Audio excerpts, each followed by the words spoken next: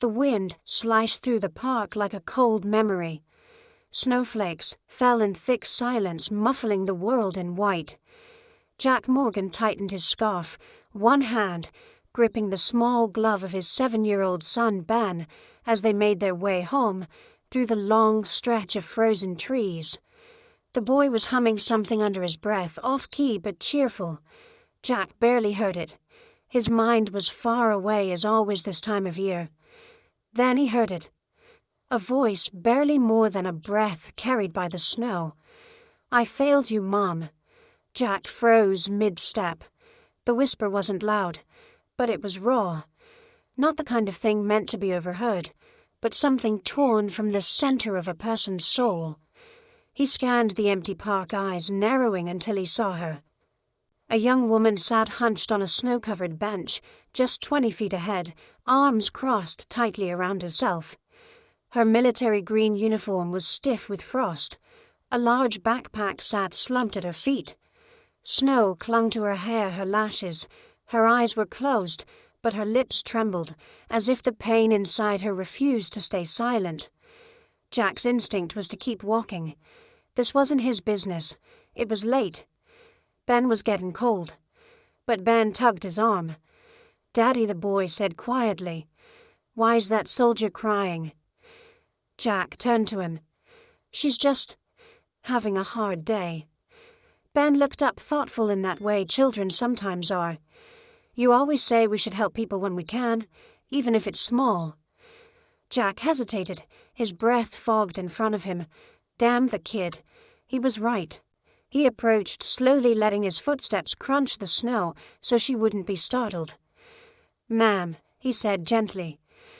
"You all right?" Her eyes flew open wide and startled, green, sharp, and stormy. She blinked as if waking from a dream, then stood quickly. "I'm fine," she said, brushing at her coat. "Sorry. I didn't mean to." Her voice caught. "You weren't doing anything wrong," Jack said. "Just looked like you could use some warmth." "I'm good," she said again, but her body betrayed her. She swayed slightly, knees trembling. Ben peeked from behind Jack's coat. "We're going home to have dinner," he said. "You can come if you want." The woman blinked, stunned by the boy's honesty. Jack cleared his throat. "It's nothing fancy, just grilled cheese and tomato soup, but it's warm." She looked down at her boots. "I can't. I don't want to be a burden." "You wouldn't be," Jack said, and for the first time in a long time he meant it. "Come on. No one should be alone out here tonight." She hesitated, then finally she gave a small nod. "Okay." The walk back was quiet. Jack didn't ask questions, and she didn't offer anything. When they reached the small, snow-dusted house with the creaky porch and flickering porch light, she paused. "This is nice," she murmured. "Don't let the porch fool you," Jack said. "The heater inside's the real charm." Ben ran ahead, already pulling off his gloves. The woman followed slower, brushing snow from her sleeves. Jack opened the door and motioned her in. "I'm Jack," he said. "That hurricane with feet is Ben." She offered a faint smile. "Emily. Emily Carter." Inside, warmth enveloped them like a blanket.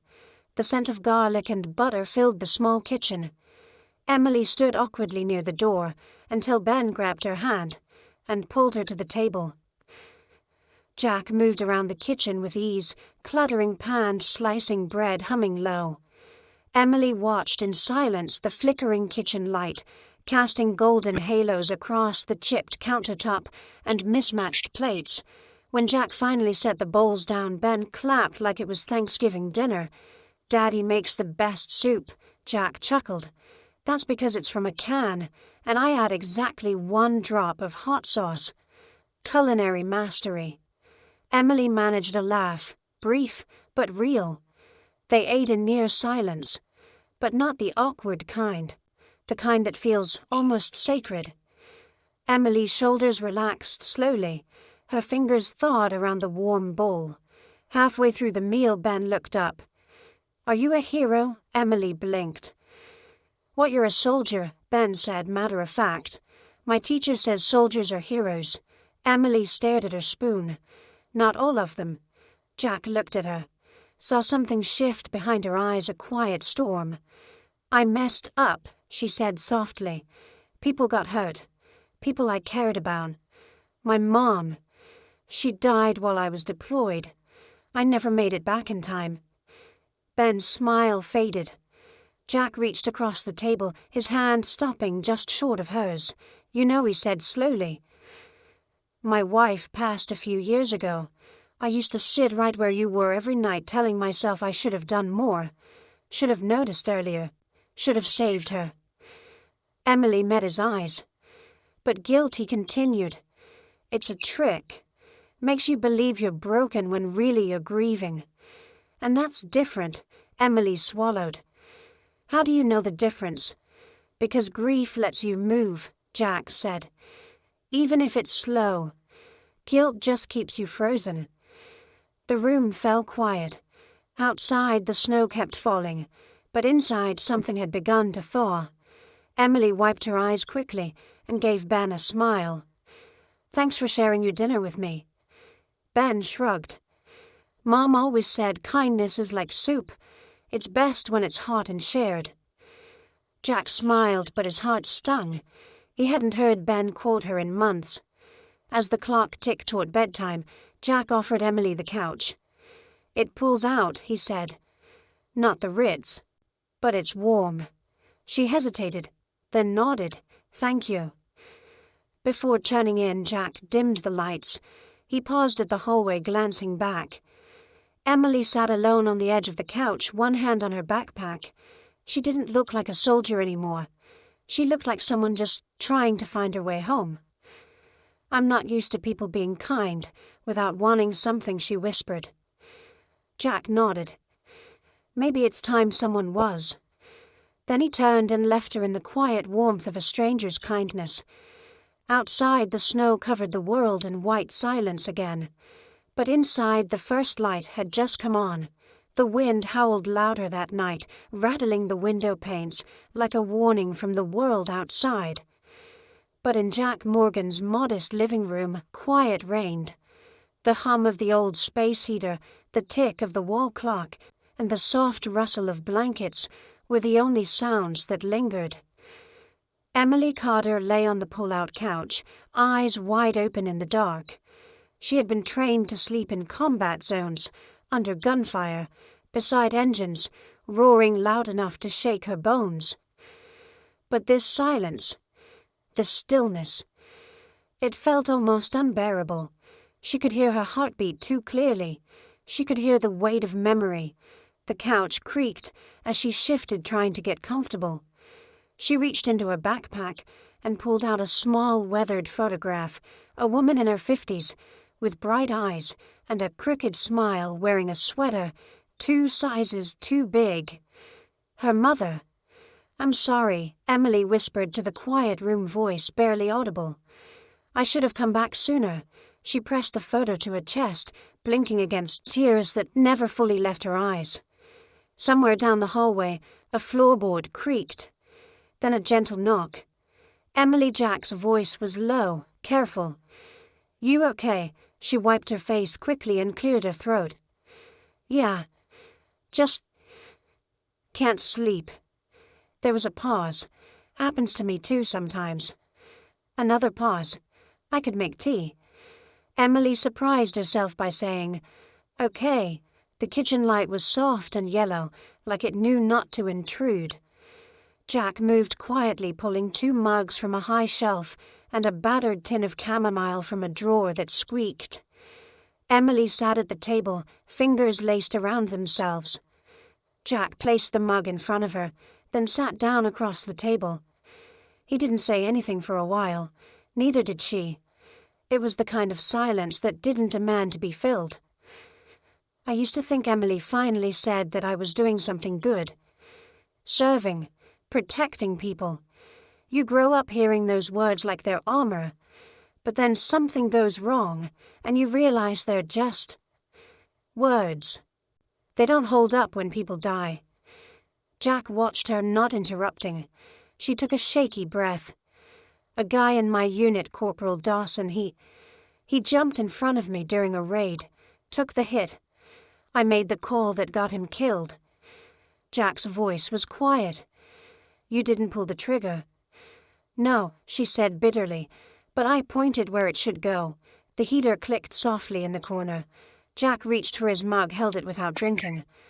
I've made decisions I can't take back either, he said. Not life and death maybe, but close enough. Like not forcing my wife to get that checkup sooner. She brushed off the cough, said she was fine, and I let her.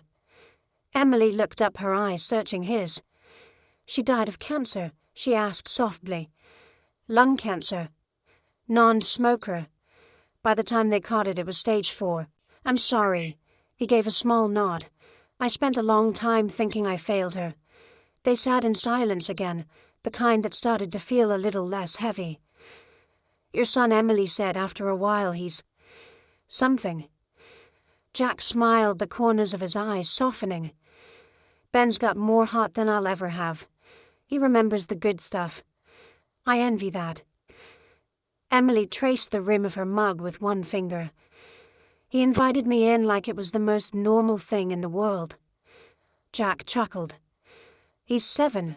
He thinks grilled cheese and tomato soup can solve any problem. Her lips curved slightly. He's not wrong. Jack leaned back in his chair, looking at her, not with sympathy, but with something quieter respect. You can stay here a while if you need to, he said. Emily blinked. You don't even know me. I know enough. You needed a warm place for the night, and maybe you need it for a little longer than that. She shook her head, overwhelmed. I don't want to take advantage. I didn't plan on anything. I was just passing through. He nodded slowly. Sometimes the place we don't plan on is the one we need most. Emily felt her throat tighten. Her mom used to say something like that. She looked down at her mug, then back at him. I don't have anywhere else to be, she admitted. Then you're in the right place. The next morning, Emily woke to the smell of cinnamon and the distant sound of cartoon voices. She sat up slowly, blinking into the light pouring in through the frosted windows. She hadn't meant to sleep that deeply, but somehow, in this quiet house, she had. Jack was in the kitchen flipping pancakes with one hand, while pouring orange juice with the other. Ben was at the table coloring with intense focus. Morning, Jack said with a grin. Hope you're hungry. Ben says it's Pancake Friday, even when it's clearly Sunday. Emily gave a soft laugh. Pancakes sound great. Ben looked up. I saved you one with extra cinnamon. That's the best kind. Jack slid a plate in front of her, and for a moment she just looked at it. Steam rising, golden edges. Syrup waiting. It had been years since breakfast felt like something more than fuel. As she took her first bite, Emily felt something unfamiliar wrap around her, comfort maybe, or the early edges of belonging. She didn't say anything about leaving. Neither did Jack. And that silence, it was full of understanding. The sun spilled through the kitchen window like warm honey, casting amber light across the breakfast table. The smell of pancakes still lingered faintly in the air, mixing with the scent of wood smoke, and something sweeter, maybe comfort, maybe peace. Emily Carter sat quietly in the corner chair, watching Ben press stickers onto a sheet of paper like it was the most important mission of his life.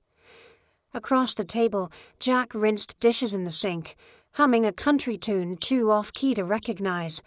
It felt almost normal, and that unsettled her more than she expected. She wrapped her hands around the mug of coffee Jack had poured for her, too weak, too sweet, but she didn't say a word. The warmth in her hands steadied her. Still, she couldn't stop staring at the third chair at the table, the one across from hers, tucked in like someone was expected. The fabric cushion on the seat, slightly indented, like someone had once sat there, often, recently, intimately. Jack noticed her gaze. He dried his hands on a dish towel and walked over, setting a clean plate on the counter behind her. "That was Maggie's chair," he said. Voice steady but quiet. Emily looked at him, unsure if she should say anything. But Jack offered a small smile, not forced, just tired. "She used to sit there every morning," he continued, "even when she was sick. Said it made her feel part of things. Said coffee tasted better when it was shared." Emily let the words settle between them like dust and sunlight. "She sounds like someone who made this place feel like home." She did. Jack paused. "Still does. In some ways." Ben didn't look up, but his hand stilled on his paper.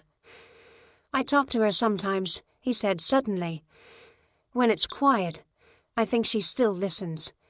Emily blinked, caught between awe and ache. Jack nodded. "We keep her picture on the mantel.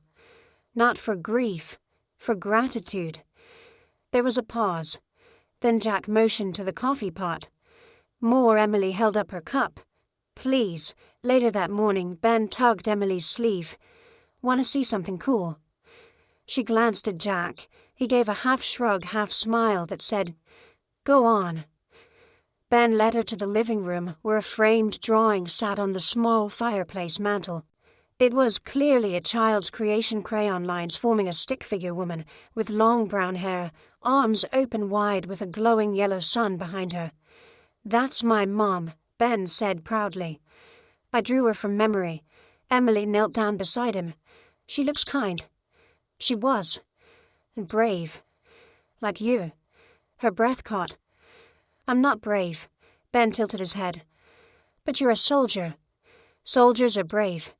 She looked at the picture, then at the boy. "Sometimes being brave means showing up, even when you don't feel it." Ben nodded solemnly, like he understood more than she gave him credit for. "She'd have liked you," he said. Emily's chest tightened. Maybe she would have. By late afternoon, the snow had let up. The sky turned a pale blue stretched with soft clouds, like someone had smudged chalk across the horizon. Emily stood on the porch, her jacket zipped halfway arms, folded against the cold. She was watching the wind shake the trees bare. Jack came up beside her, holding two mismatched mugs, one with chipped edges, the other with a faded cartoon moose. He handed her the moose. "I figured it's officially your second cup today," he said. "Might as well go big." She chuckled. "You always make jokes like that when I'm nervous, or trying not to say something stupid." Emily took a sip. "What are you trying not to say?" Now, Jack hesitated. "Then, that I'm glad you stayed last night." She turned to him. "That doesn't sound stupid." "I know," he said, "but it still feels risky, letting someone in." He paused. "Not because of you. Just because it's been a while." Emily looked down at the mug. The warmth seeped into her palms. "I don't plan on staying long," she said. "I don't want to give anyone the wrong idea." Jack nodded slowly. "Of course." But something flickered in his eyes. Not disappointment. Not quite. "I get it," he added. "People pass through all the time." Emily wanted to tell him it wasn't that simple, that she wasn't just passing through. That part of her, some small broken part, felt something shift last night when she sat at his table, when she heard Ben call her brave, when she saw the empty chair that still held meaning. But she didn't say any of that. Instead, she asked, did Maggie leave a letter or anything?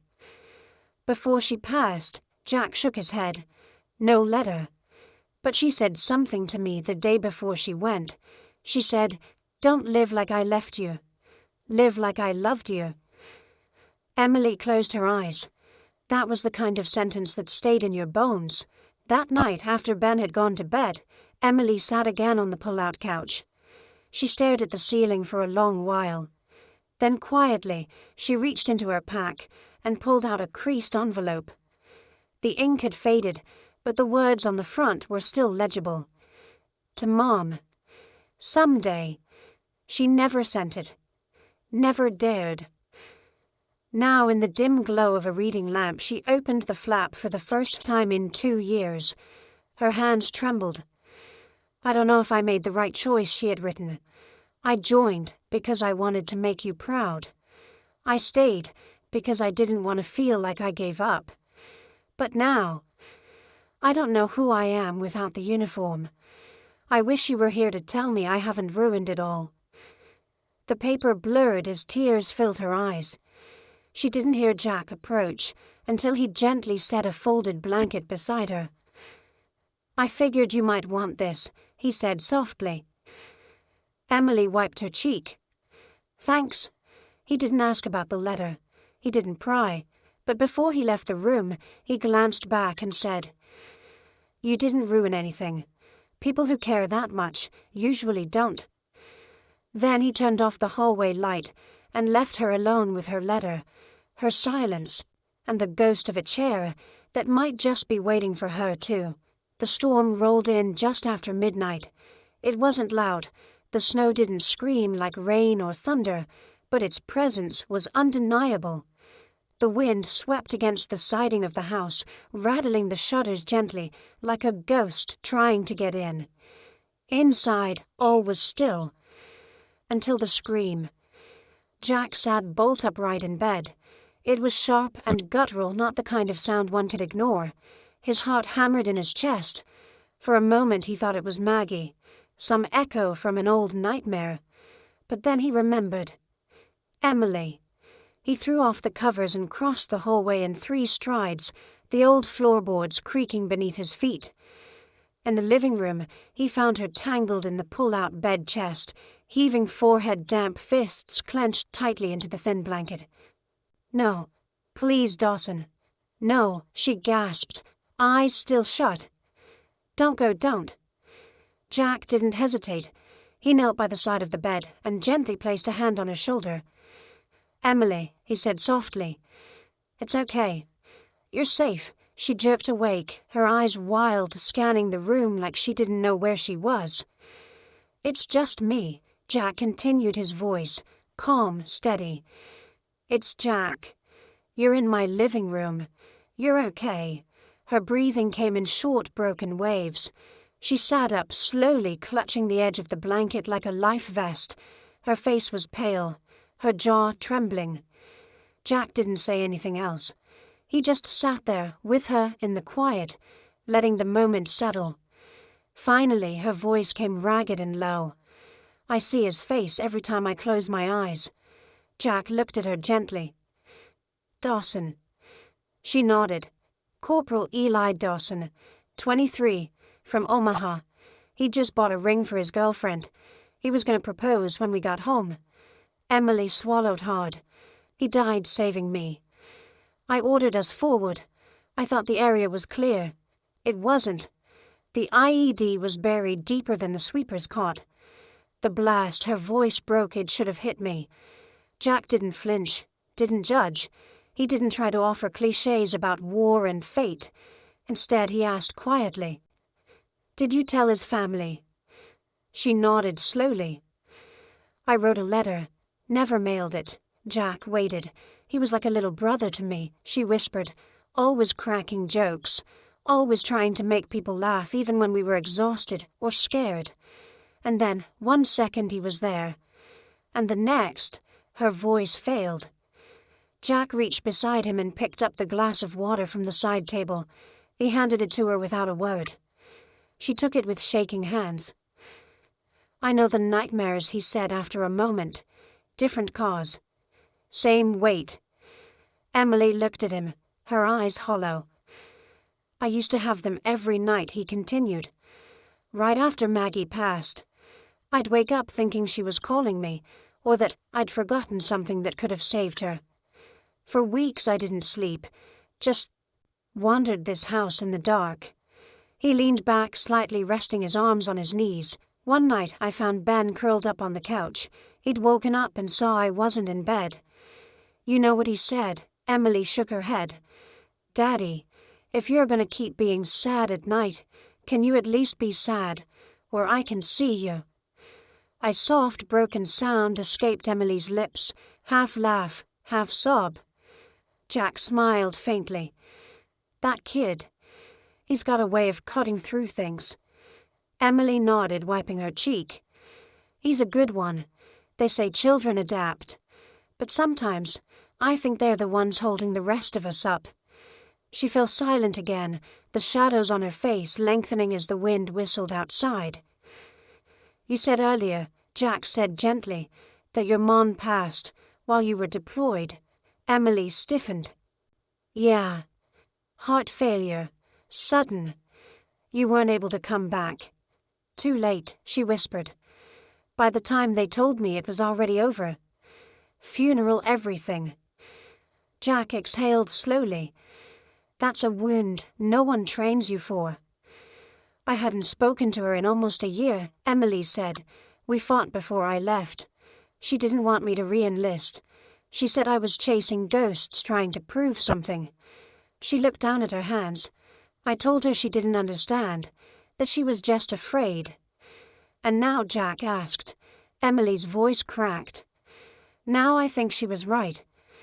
Silence stretched between them, but it wasn't empty. It was the kind of silence two people share when they've finally stopped running from something. Jack rose slowly and retrieved a folded blanket from the back of the couch. He draped it over her shoulders, then sat back down. You know, he said, Maggie used to say that pain doesn't mean you're broken. It means you're still here. Emily looked at him. She said the moment you stop hurting is the moment you stop caring. And caring, that's the part we're not allowed to give up on. Emily closed her eyes. The blanket was soft, heavy grounding. Do you think it ever stops? She asked. Jack didn't answer immediately. Then, no. But it changes, becomes something quieter, something that walks beside you instead of dragging you under. Outside, the wind died down.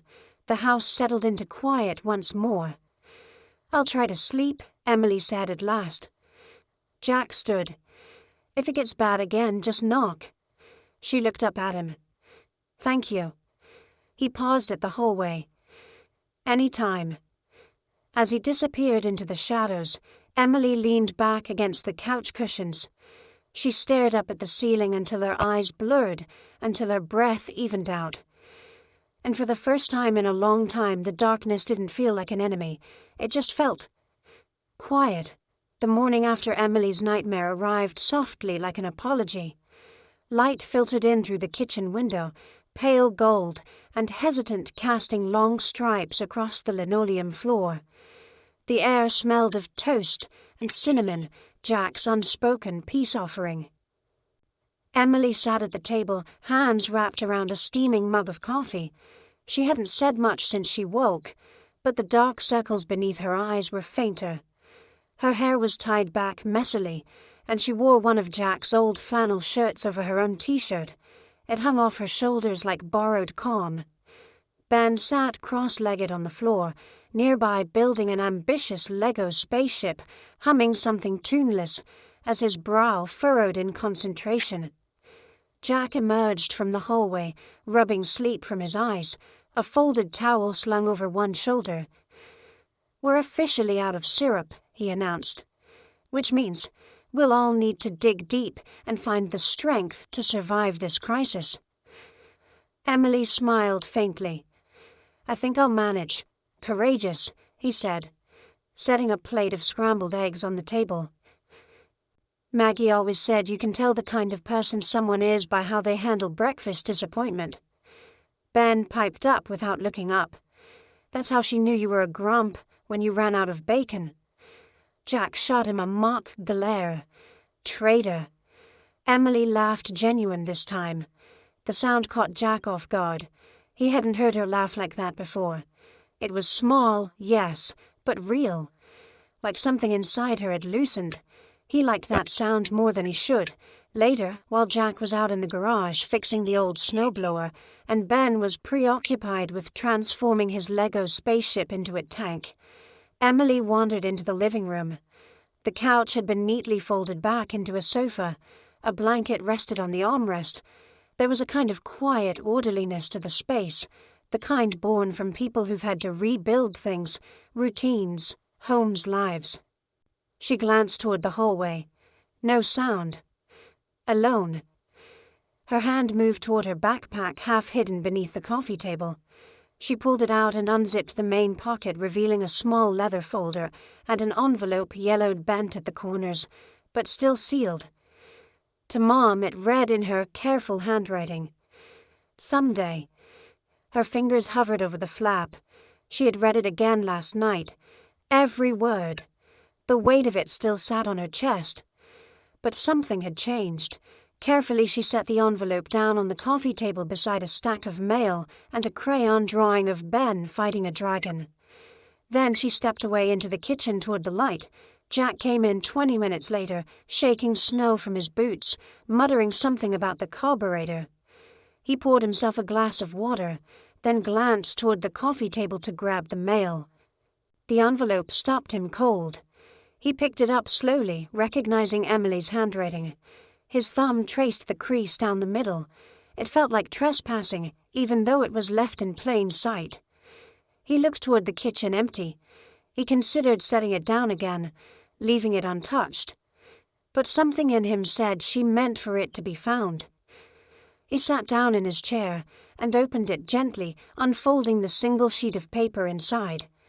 The words were written in dark blue ink, clean, and even at first then, more rushed, like the writer had stopped trying to pretend she wasn't falling apart. Dear Mom, I know I haven't been what you wanted. I didn't go to med school. I didn't stay safe. I didn't stay close. I joined up because I wanted to do something that mattered, to prove I was strong. I didn't realize how much I just wanted you to be proud of me. Now you're gone. And I wasn't there. I didn't get to say goodbye. I didn't even get to hear your voice one last time.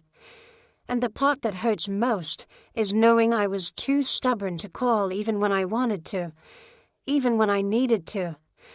I thought I'd write this when I was ready to come home. But maybe I'm writing in because I don't know how to find home without you. I hope wherever you are, you can forgive me. I hope you know I tried. I love you. I miss you. And I'm sorry. Jack stared at the letter for a long time. It wasn't just grief on the page. It was everything. Regret. Guilt. Love. Fear. All the pieces people carry when they lose someone without closure. And it was written with the kind of honesty that only comes when you're no longer pretending to be okay.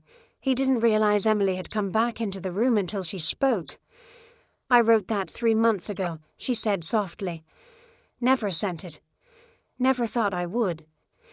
Jack folded the letter carefully, reverently, and set it back on the table. I didn't mean to read it without asking. I left it out for a reason, she said. They stood there for a moment, the unspoken words thick between them. I've carried that letter longer than I carried my sidearm, she added, her voice trembling. I don't know why today felt like the right time to let go of it. Jack's eyes didn't leave hers. Maybe because you're somewhere safe enough to finally set it down. Emily swallowed hard. I don't know what happens next, she admitted. You don't have to, he said. You just have to stay long enough to find out. She stared at him, searching his face, for doubt, for pity, for any hint that this kindness came with strings attached. But all she saw was quiet, steady truth. Her gaze dropped to the letter again.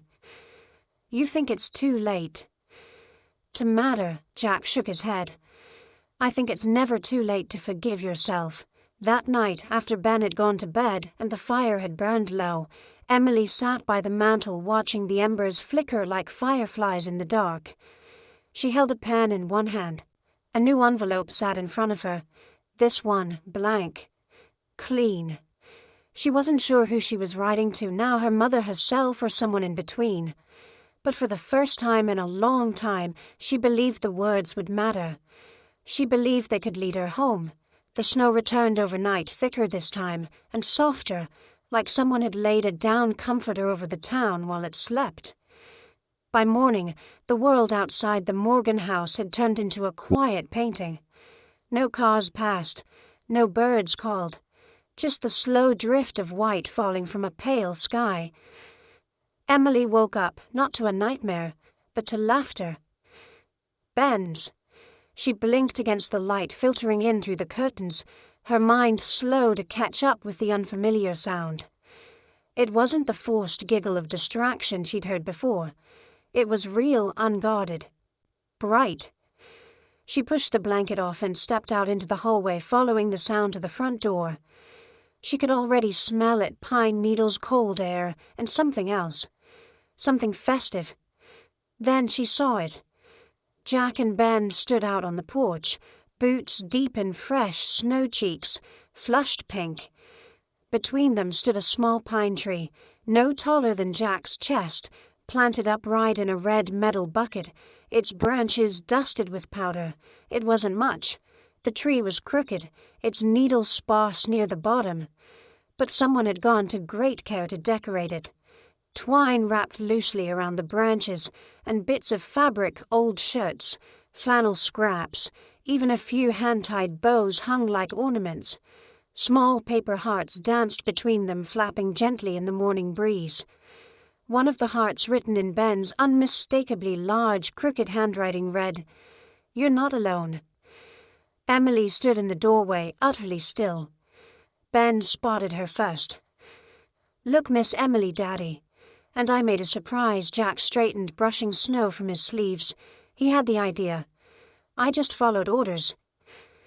Emily stepped out onto the porch, slowly, her breath catching in the cold. She stared at the tree, at the effort, at the message. "What is this?" she whispered. Jack met her eyes. A reminder. She blinked. Of what he nodded toward the paper hearts. That no one gets through life without needing someone. And that showing up for each other, especially in the mess, is what makes it all bearable. Emily turned away quickly, hiding the sudden sting in her eyes. Her throat tightened, with something she couldn't name. "It's just a tree," Jack said, gently stepping closer. "But it's yours, if you want it to be." Ben looked up at her with wide eyes. "It's your welcome tree. Like when soldiers come home on TV." Emily couldn't speak, not because she didn't want to, but because no one had ever done something like this for her before. Not her commanding officers, not her bunkmates. Certainly not the silence of the world she'd wandered through since discharge.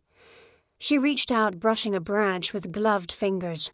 It was real, imperfect, beautiful in its simplicity. "I don't know what to say," she murmured. "You don't have to say anything," Jack said. "You're already here, later, inside with the tree glowing softly through the frost-fogged front window." Emily helped Jack string lights along the mantel. It was all mismatched, different colors, bulb shapes, a strand that only blinked on one side. But the room shimmered with a kind of quiet joy. Ben hung his crayon drawings beside the stockings, one of a tank, with wings, another of a snowman, holding a puppy. Emily added her own touch, a small silver star from her keychain, which she pinned to the top corner of the bookshelf. When Jack raised an eyebrow, she shrugged. "It's the only ornament I own." He smiled. "Then it's exactly what the room needed." That evening the three of them sat around the fire, sipping cocoa from chipped mugs. Outside, the world remained wrapped in white. Inside, something warmer than fire crackled between them. Ben leaned sleepily against Emily's shoulder, his small hand tangled in the edge of her flannel sleeve. "Miss Emily," he mumbled, "will you be here for Christmas?" Jack tensed slightly, eyes flicking to hers. Emily hesitated. Part of her wanted to say no, to keep distance, to protect the soft edges of something not yet fully formed. But another part, quieter, steadier, wanted nothing more than to stay right here in this exact moment, where nothing hurt and nothing needed fixing. She looked down at Ben. "Yeah, buddy. I think I will." Jack let out a breath he hadn't realized he was holding. Ben grinned, satisfied. then fell asleep with Coco still clinging to his lips. Jack took the empty mug from Emily's hand. That was kind of a big answer. She nodded. It felt like one. He sat down across from her again, the firelight dancing across his face. "You've got time," he said. "There's no rush. Just know the door's open." Emily looked at him. Really looked. This man who had lost just as much as she had, but had chosen to keep showing up. For his son. For himself. For a stranger on a park bench. And now, for her. "I know," she said softly. "That's what scares me." Jack tilted his head. "Why? Because it feels like I've finally stopped running. And I'm not sure I remember how to stand still." Jack gave her a long, thoughtful look. Then he leaned forward, slightly, elbows on his knees. "Standing still isn't the same as being stuck," he said. "Sometimes it's just where healing starts." Outside, the little tree swayed in the wind, its paper hearts rustling like quiet promises. Emily stared into the fire, letting his words sink in. Maybe this was what coming home looked like. Not grand, not dramatic, just steady warmth. A soft chair, a crooked tree, and two people who'd made space for her without asking her to earn it. The snow had finally stopped. For the first time in days, the world wasn't muted by wind or wrapped in white. Everything sparkled beneath a pale winter sun. Rooftops gleamed like sugar tree branches glistened, and the roads were finally visible again beneath a slushy thaw. Emily stood in the mudroom of Jack's house, tying the laces on her boots. She'd found a faded army green parka in a box marked Maggie's winter stuff by the hallway closet. It fit a little big, but it was warm and smelled faintly of cedar and something floral, lavender maybe. "You sure you're up for this?" Jack asked from the doorway. Emily glanced back. A walk in the sunshine after a week of living like hermits. "Definitely." He smiled. "Not just a walk. We're headed to the cemetery." She paused, fingers stilling on the last lace knot. "I go every year around this time," he added gently. "Ben usually makes a picture or leaves something for Maggie. You don't have to come." Emily stood slowly. "I want to." The cemetery sat on a low hill at the edge of town, surrounded by towering fir trees and a wrought iron fence that had long since rusted into a soft brown. The snow had been shoveled into neat paths between the rows of stones, and small flags fluttered next to the older military markers. Emily hadn't been to a cemetery since her mother's funeral. Her chest tightened at the thought, but she didn't say anything. Just followed Jack and Ben through the gate, each footstep soft in the snow. They stopped in front of a simple stone grey granite, modest in size. Margaret Maggie Morgan, beloved wife, mother, friend. 1979, 2020. Love is action. Emily stared at the inscription. Love is action. 3 words, and yet they felt heavier than any motto she'd ever saluted in uniform. Ben stepped forward and placed a crayon drawing on the base of the stone. It showed the 3 of them, Jack, Ben, and Emily, standing next to a Christmas tree with a crooked star on top. Everyone was smiling. I told her about the porch tree, Ben said. "And your Coco. And that you laughed at my spaceship jokes." Emily swallowed the lump rising in her throat. I think she would have liked that. Jack knelt beside the headstone, brushing snow gently from the edges. His eyes were dry but full. "She hated winter," he said with a small smile. "But she always made it feel warm." He stood and looked at Emily. "You okay?" She nodded. "Can I have a minute?" He didn't ask why, just took Ben by the hand and wandered down another path, leaving her alone with Maggie Morgan. Emily knelt in the snow, the cold biting through her jeans, and stared at the stone. "I didn't know her," she said softly. "But I know what kind of man she loved. I know the boy she raised, and that tells me a lot. Her hand brushed the smooth granite. "I've been angry for a long time. At the army, at myself, at my mom, at the world for turning quiet after it all went to hell. But Jack, he never asked me to explain. He just made space." She looked up, eyes misting. "Thank you," she whispered, "for making him the kind of man who knows how to do that." On the walk back, Emily fell into step beside Jack. They passed a row of storefronts, small-town staples, a bakery with fogged windows, a barber shop with candy cane stripes, a cafe advertising free cocoa with any sandwich. Emily couldn't remember the last time a place had felt knowable. "This town," she said, "it feels like something from a postcard." Jack grinned. "That's the trap. Lures you in with gingerbread and never lets you go." She chuckled. "You ever think of leaving after Maggie died?" He paused. "Yeah, for about a week. Then Ben caught me looking at apartments in Boise and said, 'But how will Mommy find us if we're not here?' That was that." Emily went quiet for a moment. "I used to think moving was strength, never staying long enough to grow roots, never letting people close enough to hurt you." Jack glanced sideways. "And now," she exhaled, "now I'm wondering if I've been confusing strength with fear."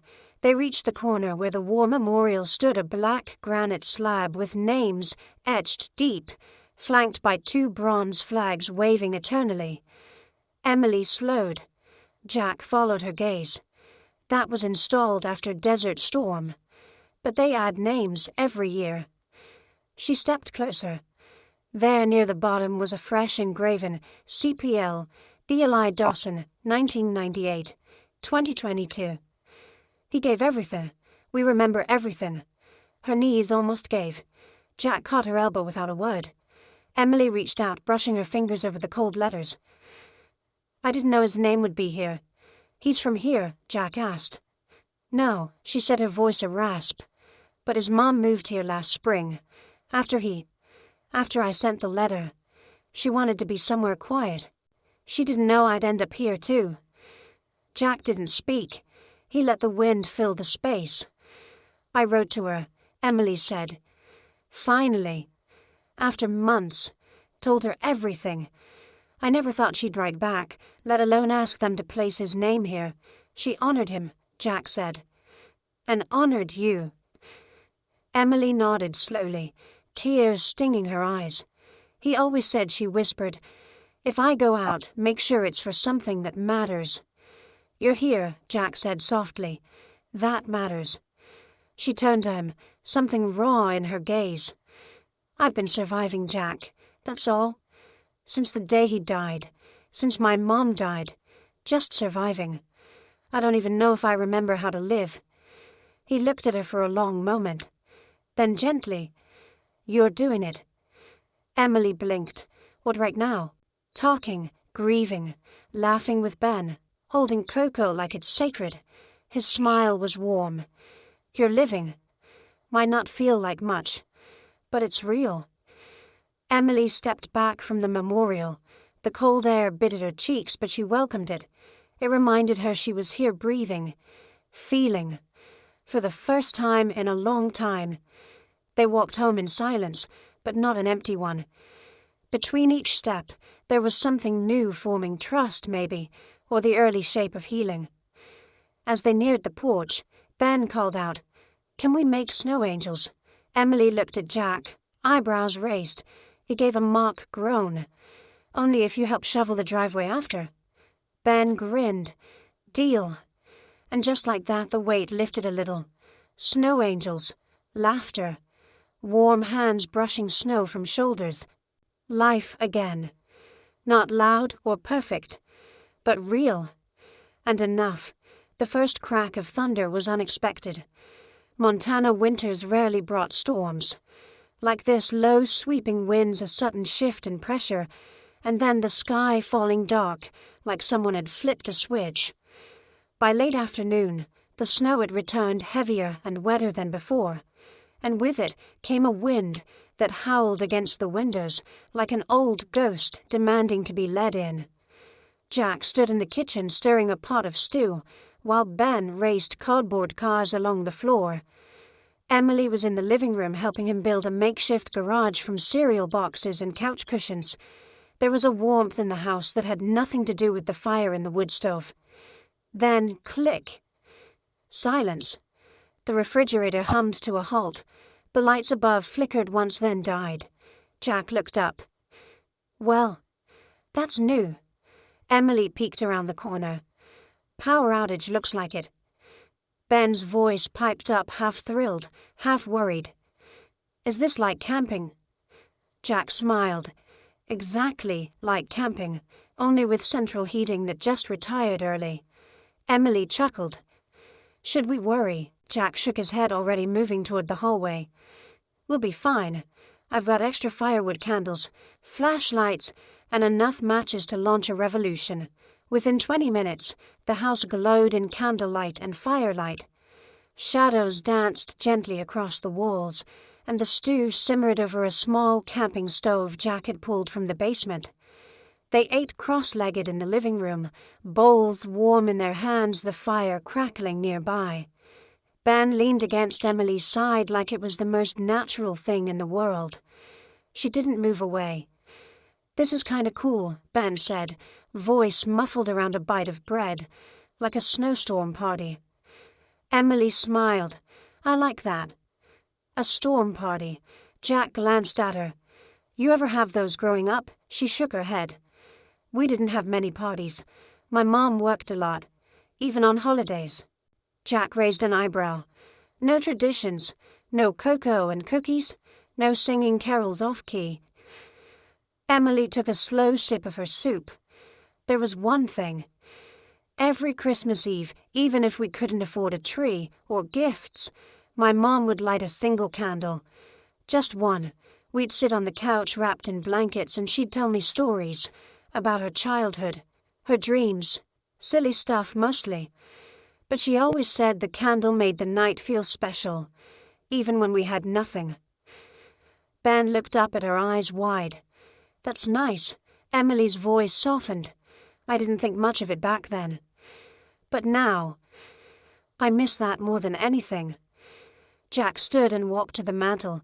He picked up a small white candle, plain, unadorned, nearly forgotten. He handed it to her. Then let's make tonight special. Emily stared at it, caught off guard by the gesture. She took it slowly, her hands curling around the base. Do you have a lighter? Jack knelt by the fire and lit a match. He held it out, and together they touched the flame to the wick. The candle caught its little light, flickering steady. For a moment, the three of them just watched it. Silent. Reverent. Ben whispered, Can we tell stories too? Emily glanced at Jack. He nodded. She thought for a moment. Then she began. It was Christmas Eve in Kabul.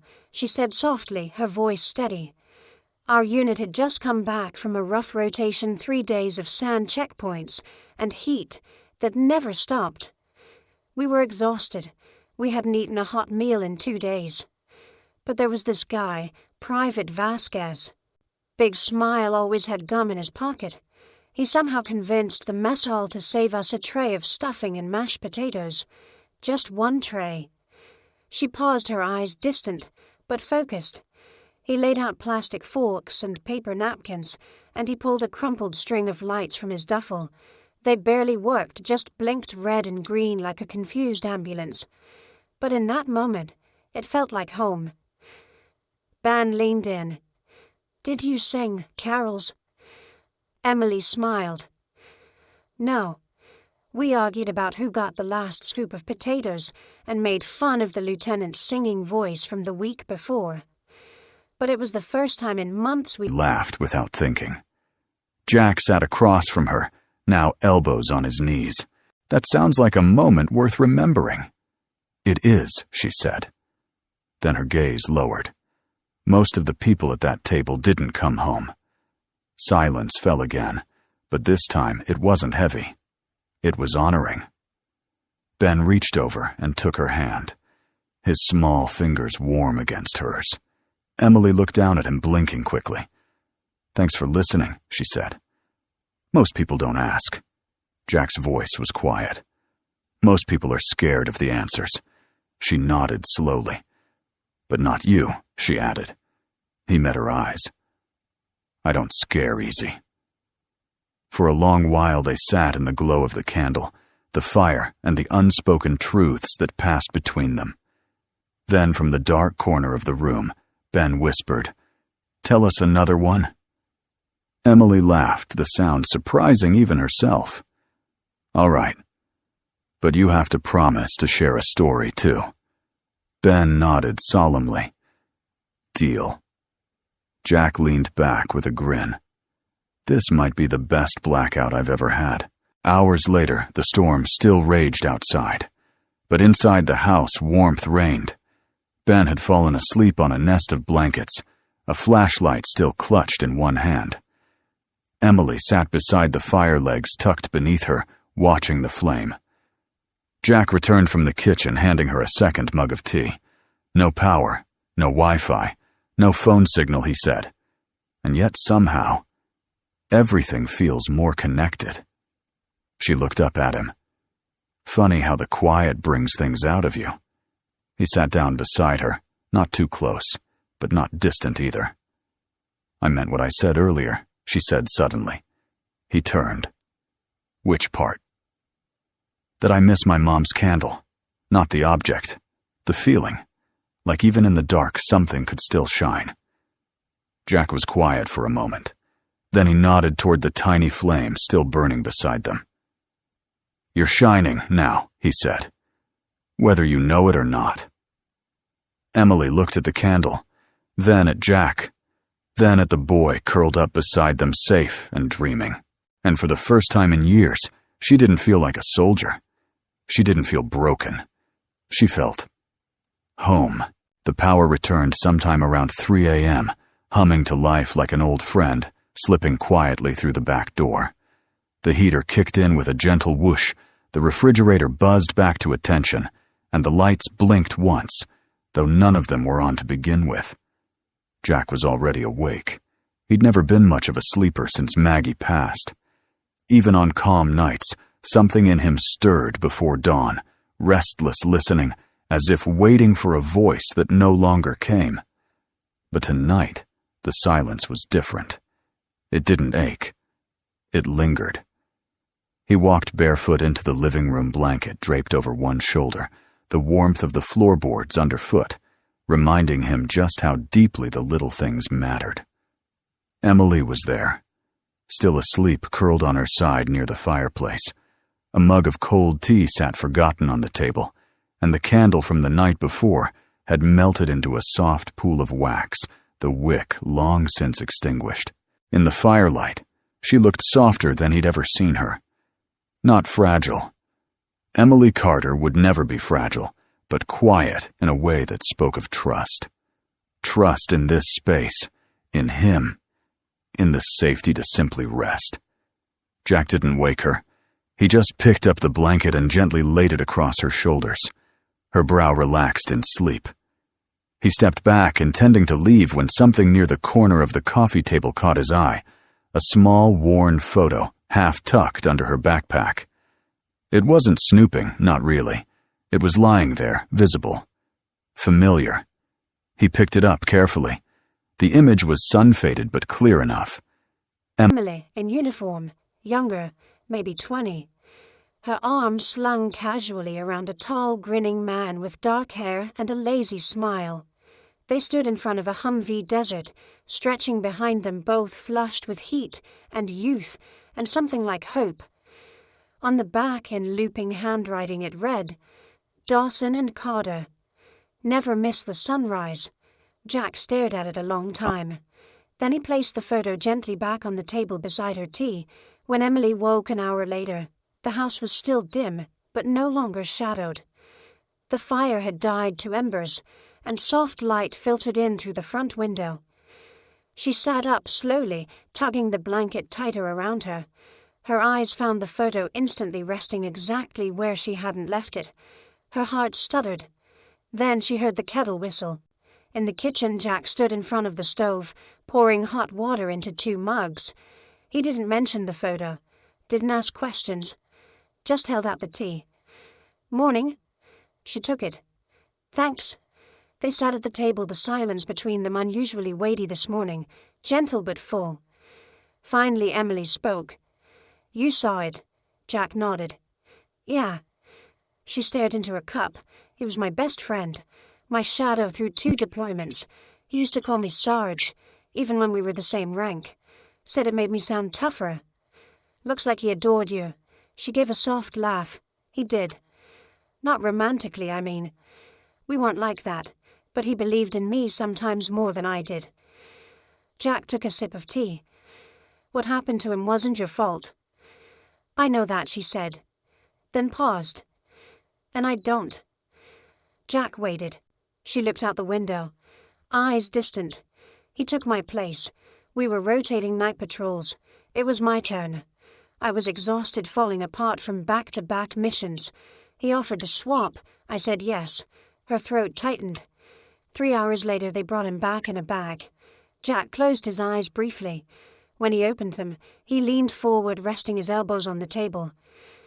"You know what I see in that photo?" She looked up, surprised. "I see 2 people standing in the middle of a desert, smiling like they knew they were part of something bigger than themselves. I see respect, partnership, and maybe the kind of friendship that doesn't get celebrated enough in this world." Emily swallowed. "He believed in you," Jack said. "Not just then. Still, every step you've taken since." Her voice was barely above a whisper. "I left that life behind." He shook his head gently. "I don't think so. You carried it with you, even when it hurt. Especially when it hurt." She looked at him for a long time. "And you? What did you carry?" Jack hesitated, then stood, walked to a small wooden box on the bookshelf and pulled something out. A photo. He handed it to her. It was Maggie smiling beneath a cascade of dark curls, holding baby Ben in her arms. She looked vibrant, almost too alive to ever be gone. "I took that the day after Ben came home from the hospital," Jack said. "She hadn't slept in 48 hours. But she insisted we take a picture because she said one day I'd forget the little things." He exhaled. "She was right. I don't remember what I said to make her laugh like that. I don't remember if Ben had colic that night or if he slept. But I remember that smile. It reminds me to keep going." Emily looked at the photo, then back at Jack. "You still love her," she said. "Not as a question." "Always will," Jack replied. "But love isn't something you run out of. It grows new rooms." She smiled at that. "That's beautiful." "It's messy," he said. "But true." That night, after Ben had gone to sleep, Emily stayed by the fire again. She held Dawson's photo in her hand, the edges fraying with time and memory. She pulled a new envelope from her bag, not labeled, not addressed, and began to write. But not to Dawson. To herself. "You made it through. You're allowed to keep living. You're allowed to feel joy. You don't have to carry the guilt to prove you loved them." When she finished, she folded the letter, placed it beside Dawson's photo, and looked up. Jack stood in the hallway watching her. He didn't say anything. He just crossed the room, sat beside her, and offered his hand. She took it. No words, just the warmth of firelight, the beat of a healing heart, and the knowledge that this moment wasn't built on forgetting the past. It was built on carrying it forward together. The scent of cinnamon and pine filled the Morgan house, drifting through open windows and swirling with the laughter of children. A small crowd had gathered in the school gymnasium for the winter festival. Neighbors, parents, teachers, and children all bundled in layers, cheeks flushed from the cold. Emily stood near the makeshift stage, watching Ben with wide eyes and a proud grin. He was halfway through his role as Snowman number 3 in a play about kindness saving winter. His lines were crooked, his buttons were falling off, but his voice rang with the unshakable confidence of a child who knows he's loved. Next to her, Jack leaned in and whispered. He had lived that last part. Something about hot cocoa diplomacy. Emily laughed, her hand brushing against his as she leaned in closer. Clearly takes after his father. I hope not, Jack replied. I never would have survived elementary school in a cardboard hat.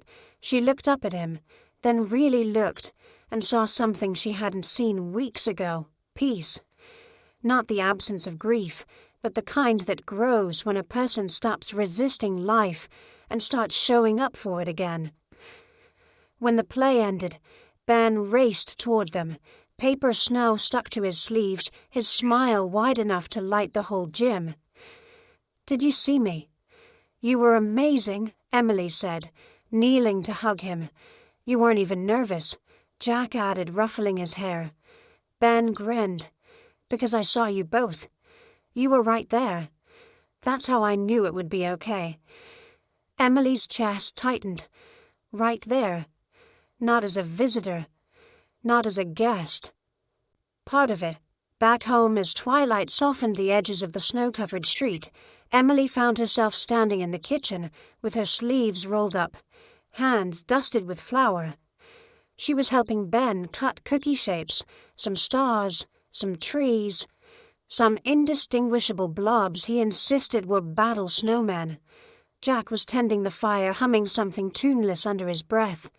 The house glowed with light and low music, with the kind of warmth that didn't just come from heat, but from something deeper familiarity. Emily glanced toward the dining table set for three plates, 3 napkins, a tiny paper centerpiece Ben had made in school, a snowflake with their names scrawled across each point. Her gaze lingered on the seat across from her, Maggie's chair. She'd never asked why Jack hadn't moved it, and now she understood. Some spaces don't need to be erased to make room. They expand if we let them. After dinner, Jack reached for the radio dial and clicked it over to an oldies station. Nat King Cole's voice crackled through the speakers, warm and slow. Emily stood by the window, watching snow fall again, this time gently like a hush over a crowd. Her reflection merged with the night outside the tree on the porch, still glowing with soft, mismatched lights. Jack approached from behind, holding out a hand. Dance with me. Emily turned, surprised. Now. He nodded. No audience, no pressure. Just the kitchen floor and a really scratched vinyl station. She hesitated, then placed her hand in his. They swayed slowly without rhythm, without need for it. Just 2 people battered by time, anchored by presence. I've been thinking, he said quietly, his hand resting lightly at her waist, about how this started. That night on the bench. You didn't ask for anything. You didn't want to be found. I didn't, she whispered. But you were, Jack said, and I'm not sure I believe in fate, but I believe in moments that change us, and people who walk into our lives when we've forgotten how to leave the door open. Emily swallowed the knot in her throat. I wasn't looking for a home, I know, he said, but maybe one was looking for you. She looked up at him, her voice steady but soft. I don't know what to call this. Jack smiled, eyes gentle. Let's not call it anything yet. Let's just be in it. The song faded into silence, and they stood there, still holding on. Not because they had to, but because it felt right.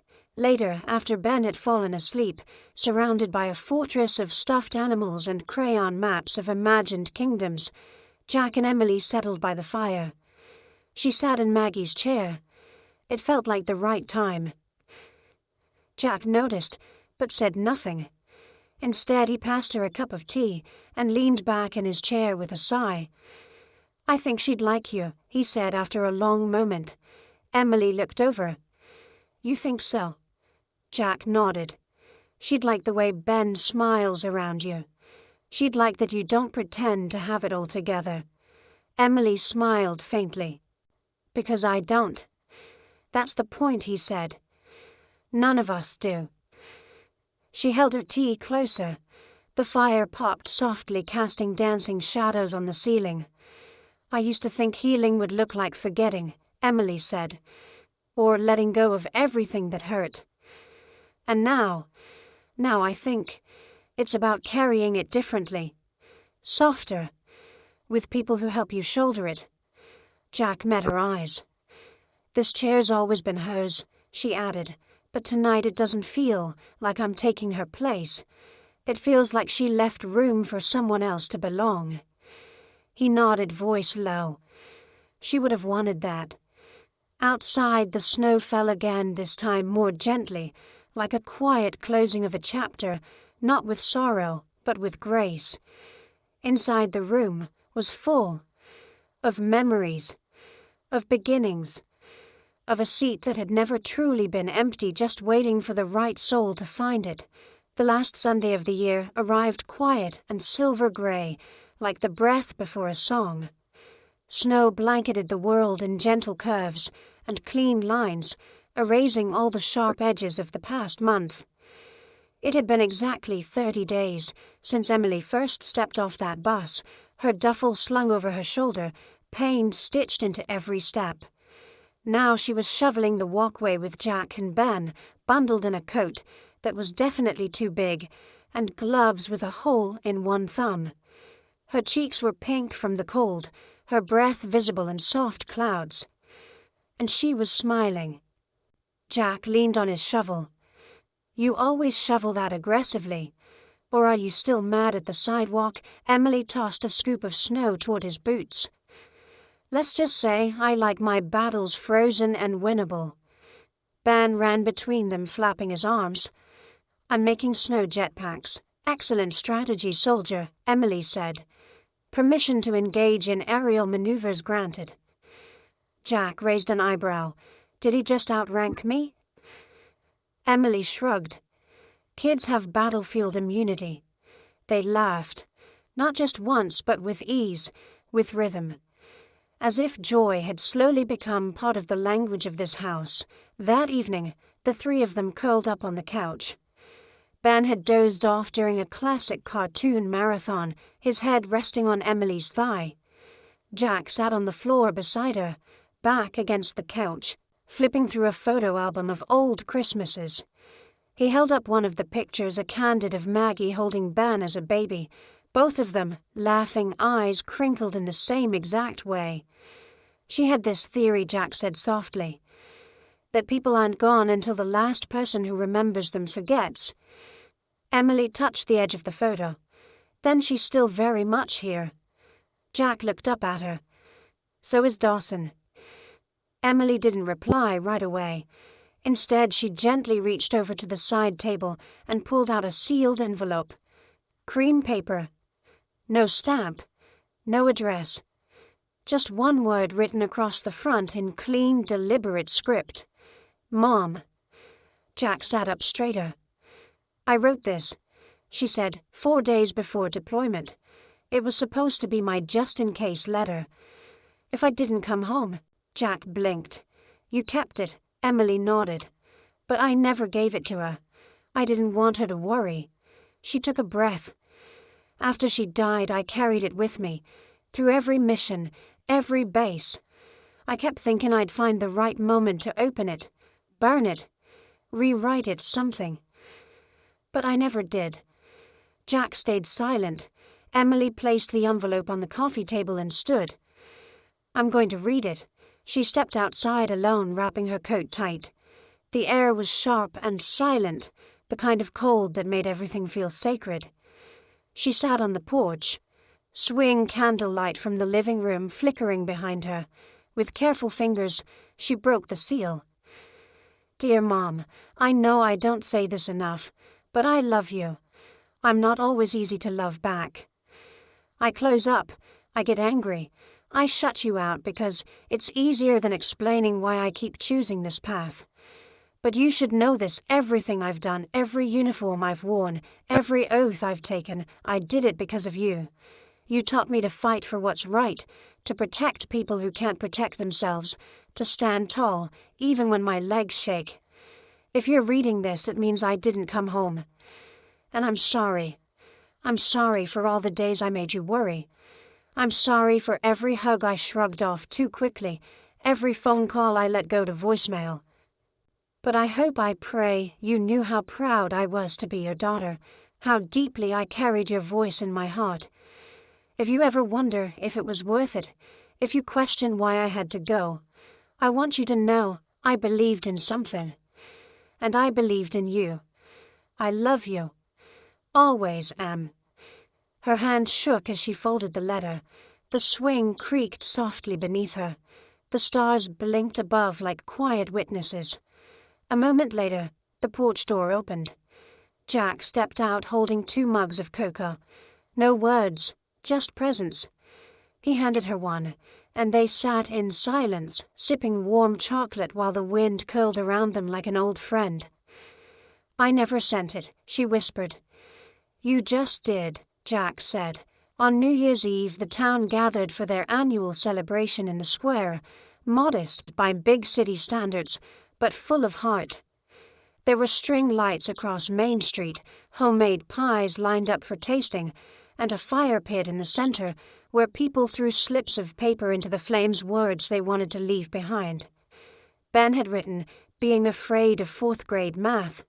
Emily had written one word, guilt. As it burned, curling into ash, she felt no dramatic release, no thunderclap or sudden revelation, just space. And sometimes, space is enough. Jack nudged her shoulder. "What are you keeping?" She looked over. "Hope." He smiled. "Good trade." At midnight the bells rang out from the church tower, echoing through the valley. People cheered, hugged, kissed. Jack and Emily stood still, eyes meeting. "I never imagined this," she said. "Neither did I. But it feels right." Jack took her hand. "Then maybe it's time to stop imagining and start living." She leaned in, forehead resting gently against his. "I think I'm ready," she whispered. "To stay, to try," she corrected, a smile breaking through. He kissed her. Not because it was midnight, but because it was time. "Where are you watching from? We'd love to know. Leave us a comment and tell us where in the world you're joining us from. Hearing your stories and kind words means more than you know. If this story touched your heart, please consider subscribing to Soul Moment Story.